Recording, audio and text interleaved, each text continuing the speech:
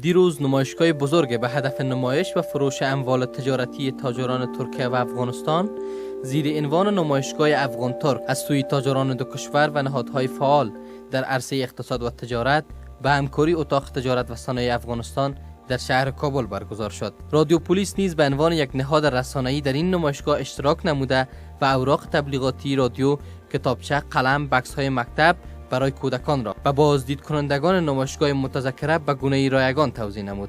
رادیو پلیس روی موج 96.5 FM از سال گذشته به این سو آغاز به فعالیت نموده و برنامه‌های مؤثر و جالب را با اهداف آگاهی دهی، آموزش و ایجاد سرگرمی سالم به شهروندان ارائه نموده و تلاش می‌ورزد تا جایگاه بایسته خود را در جامعه رسانه‌ای کشور احراز نماید. نقش پلیس در عرصه‌های مختلف اقتصادی بسیار زیاد مهم می‌باشد و امروز هم که به اصطلاح مردم به اطمینان خاطر در این نمایشگاه اشتراک کردن، این به خاطر است که پلیس ما در اینجا حضور داره و پلیس است که تامین امنیت کرده تا دیگه مردم فرزند ما یا دیگه افراد اجتماع در هم خارجی ها داخلی ها همگی به اطمینان خاطر در این نمایشگاه آمدن اشتراک کردن و از اینجا دیدن میکنن.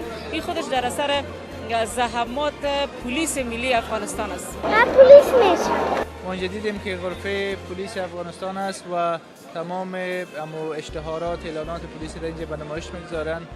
یک نوع آشنایی است برای مردم افغانستان که پلیس چه نوع فعالیت‌ها را، چه نوع خدمات انجام میده در افغانستان. من پلیس دوست دارم. نقش پلیس بسیار موثر و مفید بوده امروز، به خاطر که اگر امنیت نمی بود، یعنی پلیس ما به درستی کارشان انجام نمیداد، اصلا امروز نمایشگاهی نمی